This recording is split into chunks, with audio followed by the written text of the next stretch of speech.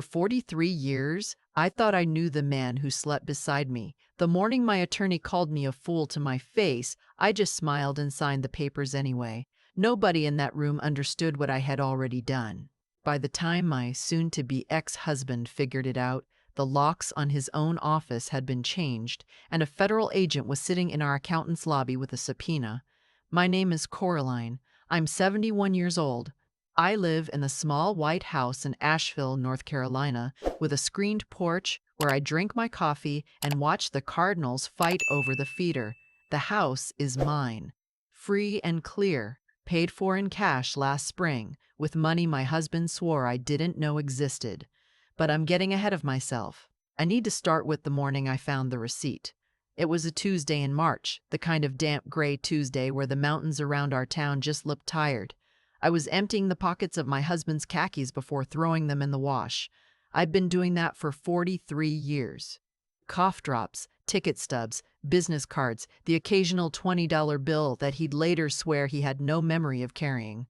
Routine. The receipt was from a jewelry store in Charlotte, Tiffany. $1,940 for a tennis bracelet. I sat on the edge of our bed and read it 3 times. My birthday was in November. Our anniversary was in June. It was March, and no bracelet had appeared on my wrist or in any drawer in our house. I am not a woman who owns Tiffany. I own one good string of pearls my mother left me, a wedding band that's been resized twice, and a watch my husband gave me for our 25th that stopped working a decade ago. I put the receipt back in his pocket. I washed the rest of his pants. I made loaf for dinner, and I started paying attention. You learn a lot about a man when he doesn't know you're watching. My husband, whose name was Donovan but whom everyone called Don, had become someone I didn't quite recognize over the past 2 years. He was suddenly going to the gym. He'd switched cologne. He had bought himself a leather jacket that a 68-year-old man in our part of the country had no business wearing. I had teased him about it gently, the way wives do, and he'd said something about feeling young again. I had laughed and told him to keep it up. I thought he meant the workouts. I started keeping a notebook, a little spiral one I used to use for grocery lists. I wrote down dates and times. The Wednesday nights he had client dinners. The Saturday mornings he had errands. The phone calls he took on the porch with his back turned. The new password on his laptop that I'd watched him type when he didn't think I was looking. His password was the name of his secretary's dog. I didn't even have to guess. Her name was Brittany. She was 36. She had been with the firm for 4 years. She had a son in middle school and a Honda Civic she parked in the spot closest to the door. I'd met her at the Christmas party twice. I'd shaken her hand. She'd called me Mrs. Whitlock and complimented my brooch, and I had smiled and meant it, because I'd had no reason yet to know what she was. Dawn and I owned a property management company together. We started it in 1986 with a duplex we bought with money we'd saved from his trucking job and my work as a bookkeeper at the regional hospital. By the year I turned 50, we owned 42 units across 3 counties. By the year I turned 65, that number was over 110, plus a small commercial strip out by the highway and a piece of land we were sitting on for the long haul. Don was the face of the company. He shook the hands and signed the leases and went golfing with the bankers. I did the books. I did them every weekday morning at the kitchen table for 37 years before he finally rented us a real office and hired Brittany to answer the phones. I knew where every dollar lived. I knew which units paid late and which tenants were trouble and which contractors padded their invoices. I knew our tax structure, our mortgage schedules, and the hidden fee Don had been quietly collecting from one of our property managers for the past 6 years and routing through a shell LLC he thought I'd never noticed. I'd noticed, I just hadn't said anything yet. The thing about being underestimated for 43 years is that it gives you a long head start. I waited 2 more months after the Tiffany receipt before I made my first move. I needed time to be sure. I followed him once, on a Wednesday evening in my own car, wearing a baseball cap I'd bought at a gas station. I felt ridiculous. I felt like a woman in a movie. I sat in the parking lot of the Hampton Inn off the interstate for an hour and watched her car pull in next to his. I watched them walk into the lobby together. He had his hand on the small of her back. He was laughing. I drove home and made dinner and waited up for him, and when he came in at 10:30 smelling like another woman's shampoo, I asked him how the client meeting had gone, and he told me it had run long and the food had been disappointing. "I bet," I said, and I went to bed. The next morning, I called my old friend Marguerite. We'd known each other since we were 22 and worked together at the hospital. She had gone to law school at 38 after her own divorce, and she was now retired but still licensed and still sharper than anyone I knew. I asked her if she'd be willing to recommend somebody, discreet, not local, somebody who would not run into Don at the country club. She gave me a name, Hollister, an office in Charlotte, 2 hours away. He was 64 years old, semi-retired himself, took on a few cases a year that interested him. Marguerite said he ate men like Don for breakfast. I drove to Charlotte the following Tuesday and told my husband I was visiting my sister in Greenville. My sister had been dead for 6 years. He didn't even blink. Hollister's office was on the 11th floor of a glass building downtown. He was a tall, stooped man with white hair and reading glasses on a chain, and he listened to me talk for an hour and 40 minutes without interrupting. I told him about the receipts, the hotels, the Shell LLC I'd been quietly tracking for 6 years, the properties whose deeds I had photographed pages of, the bank statements I had screenshots of going back to 2017. When I was done, he took off his glasses and said, "Mrs. Whitlock, may I be honest with you? Please. What you've just described to me is not a divorce case. What you've described to me is a fraud case with the divorce attached to it." "I know," I said. He looked at me for a long moment. "How long have you known?" "About the affair." "2 months." "About the money?" 6 years. 6 years. I wanted to understand the whole picture before I did anything. I wanted to know exactly what was where. "I'm a bookkeeper, Mr. Hollister. I'm patient with numbers." He smiled then, a small, slow smile, and I knew I had the right man. What we built over the next 4 months, Hollister and I, was a cathedral. There is no other word for it. He brought in a forensic accountant, a woman named Inez who had spent 22 years at the IRS before going private. The three of us met every 2 weeks in his office, while my husband thought I was at Quilting Circle, at my sister's grave, at the dentist. Inez went through every document I had brought her. Then she subpoenaed more. Then more. By August, she had assembled a paper trail that showed my husband had been skimming roughly $40,000 a year out of our jointly owned company for the past 6 years. Some of it had gone to the Shell LLC. Some of it had gone to a bank account in his name only that I had not previously known about. Some of it, we would later learn, had bought my husband's mistress a condominium in West Asheville that was 3 blocks from our office.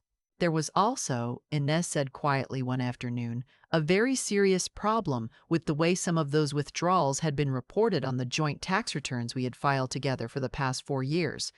"How serious?" I asked. "The kind of serious that involves federal sentencing guidelines," she said.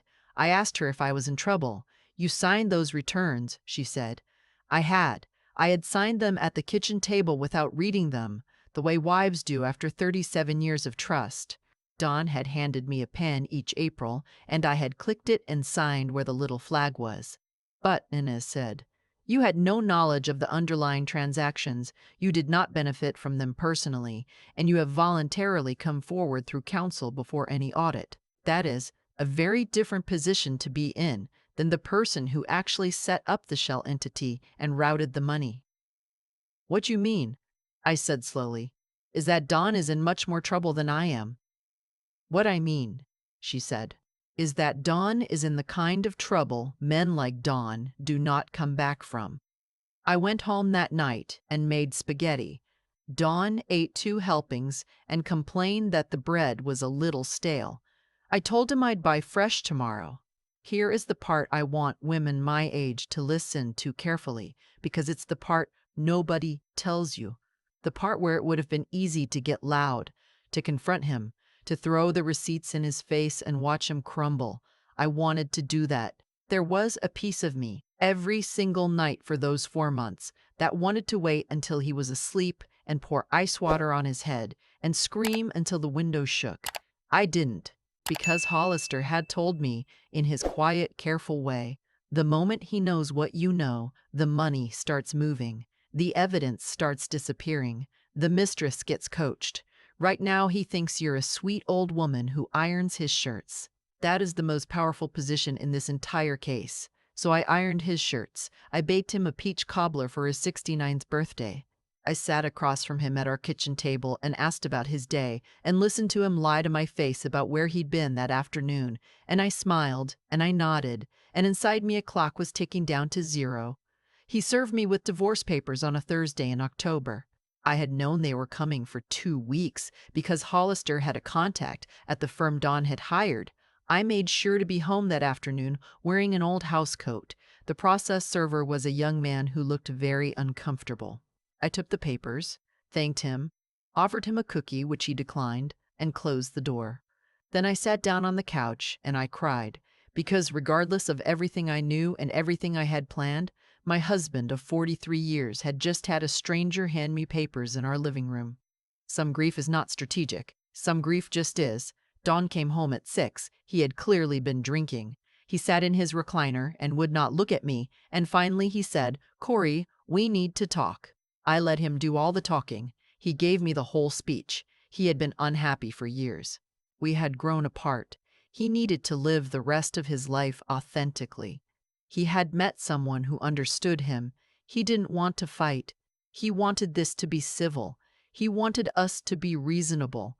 He eventually admitted, the company, the properties, the commercial strip, the land we were sitting on.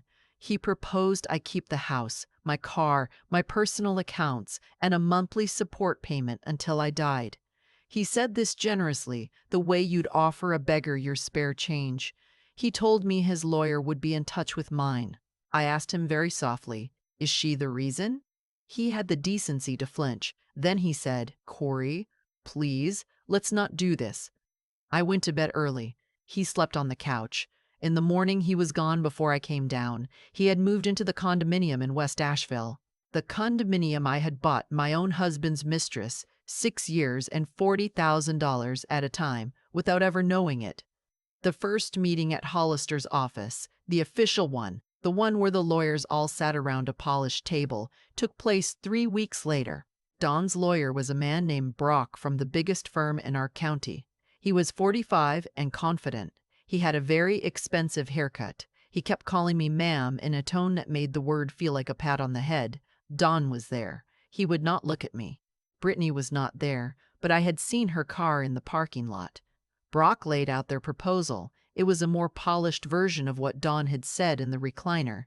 The company would go to Don, who had built it. Corleen, in recognition of her supportive role over the years, would receive the marital home, a vehicle, and a structured monthly payment. Hollister sat next to me. He did not move. He did not speak. I waited until Brock had finished. Then I said, "That sounds fair to me." The room went very still. Brock blinked. Don finally looked up. Hollister, who was a professional, did not move a muscle, but I could feel him beside me like a wire being held tight.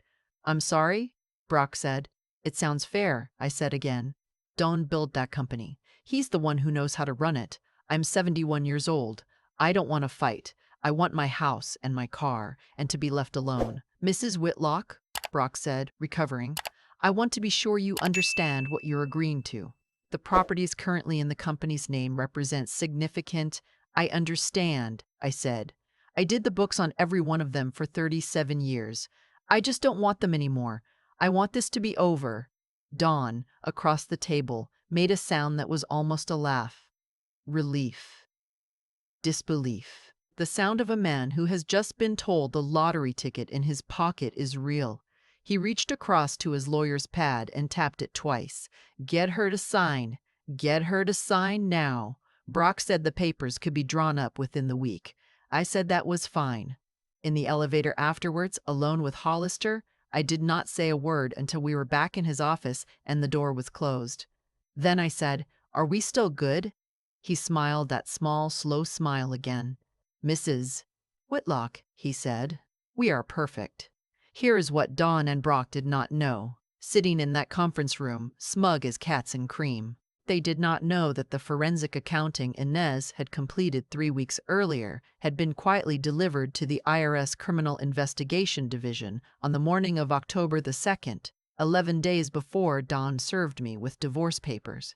They did not know that a federal investigation into my husband's tax fraud and his fraudulent concealment of marital assets had been formally opened on October the 14th. They did not know that Inez, in her earlier life, still had friends in that division, and that those friends had moved fast. They did not know that the Shell LLC, the one that had been quietly collecting $40,000 a year out of our company for 6 years, had been set up using my Social Security number along with Don's. He had needed a second signatory to open it back in 2018, and he had used me, probably without thinking. Probably while I was making him a sandwich. That meant I had a legal claim to every penny that had ever sat in that account, including the down payment on the condominium where my husband was now sleeping with his secretary. They did not know that the deed on that condominium, which Don had put in Brittany's name to keep clean, had been purchased with funds that legally were half mine, and that Hollister had filed a licis pendens on the property the previous Friday.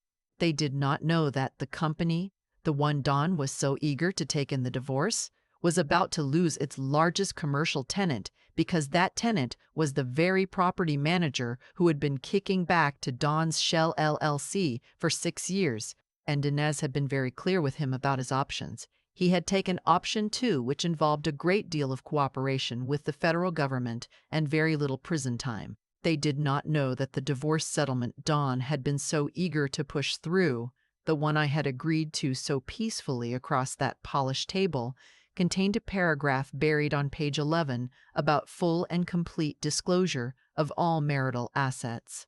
And that signing it constituted a sworn statement under penalty of perjury that no such assets had been hidden. Don signed it on a Friday morning, 12 days after that meeting. I signed it in the afternoon. Brock had it filed with the court by close of business.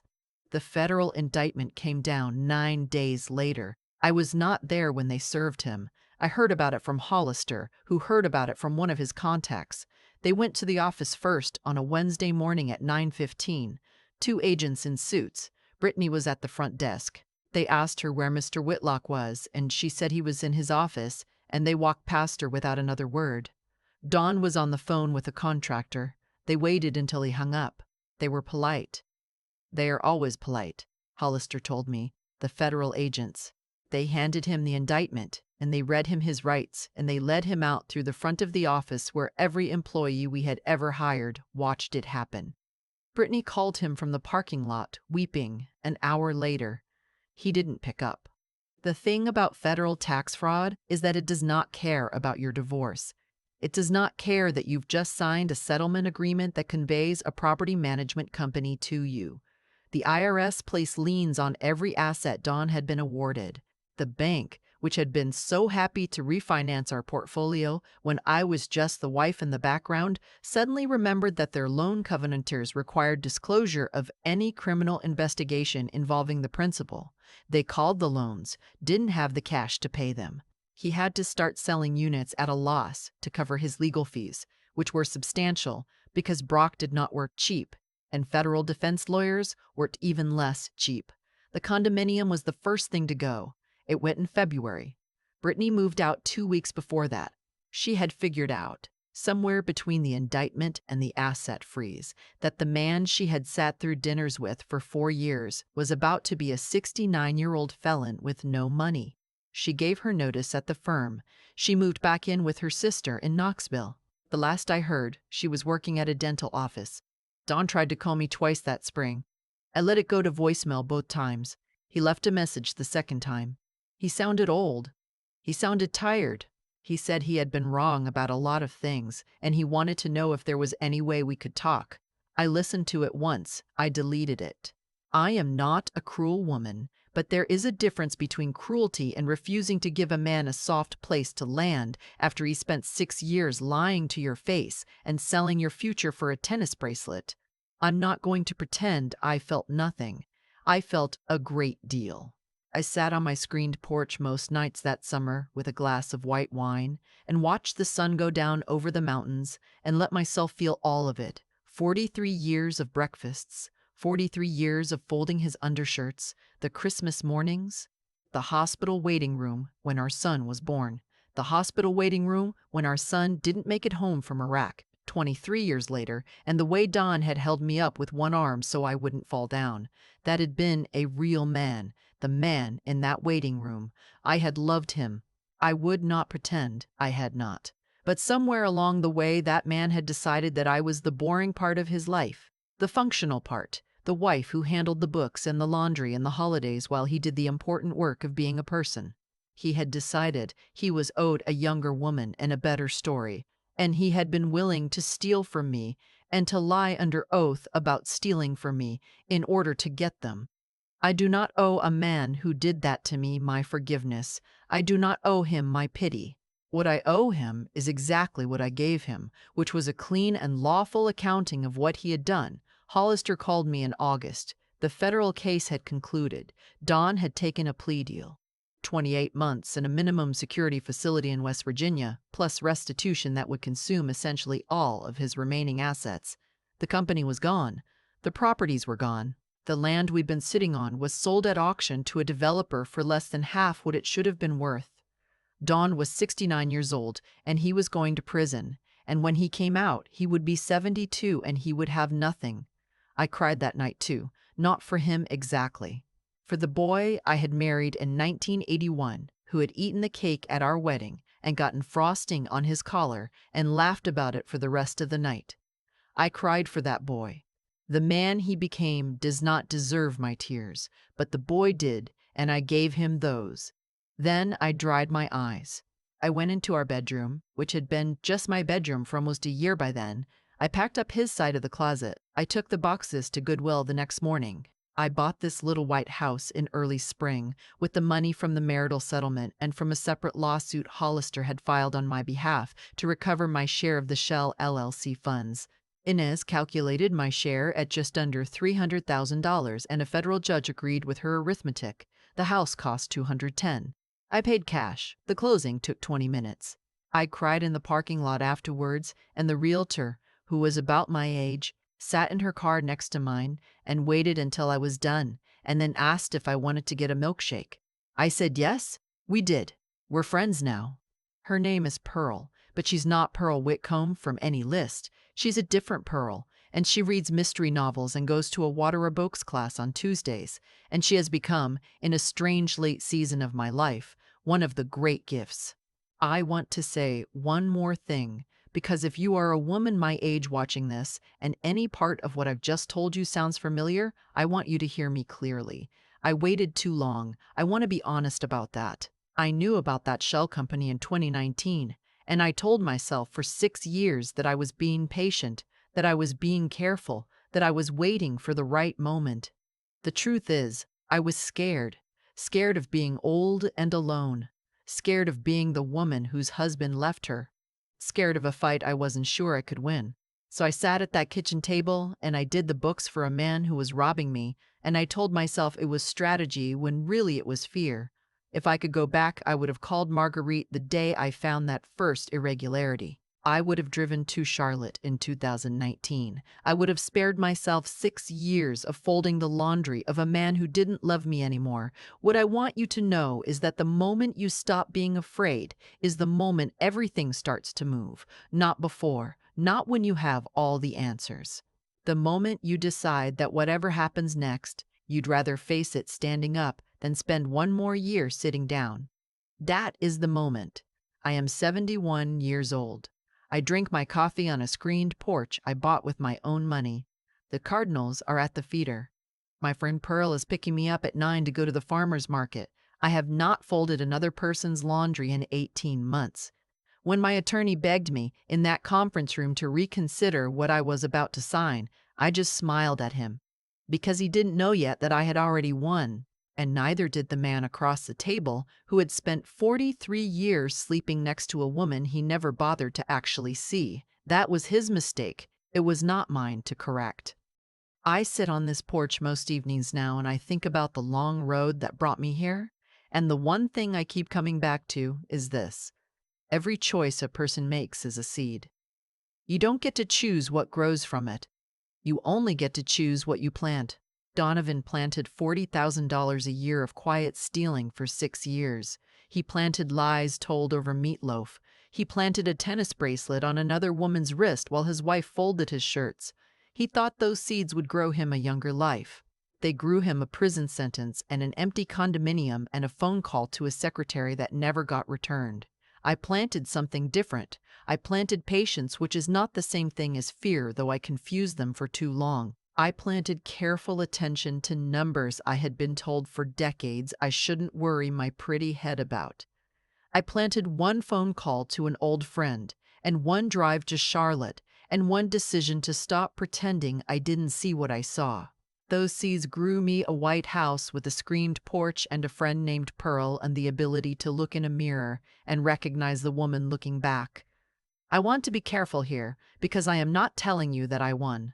There is no winning a betrayal like that. There is only refusing to let it have the last word. The man I loved at 26 is gone, and he was gone long before any federal agent put handcuffs on the man who replaced him. I cannot get those years back, and I would not want them back, because they belong to a marriage that ended up not being what I thought it was. What I can do, and what I have done, is refuse to spend the time I have left being smaller than the situation required. That is what I want any woman my age who is watching this to take from my story. Not the legal strategy, not the forensic accounting. Those are details. The real thing is that the moment Donovan started lying to me, I had a choice. I could have lied to myself in return, told myself the bracelet was for a niece, told myself the late nights were just business, told myself a comfortable lie because the truth was inconvenient. Many women I know have made that choice, and I do not blame a single one of them. But you do not have to. Strength is not loud. Strength is not even brave. Most of the time, strength is just the daily decision to look at what is actually in front of you and to act on what you actually see, even when what you see is the man you have loved for 43 years stealing from you across the kitchen table. Be honest with yourself first. Everything else flows from there. The people who underestimate you are giving you a gift if you have the patience to receive it. And it is never, not at 60, not at 70, not at 80, too late to plant something better.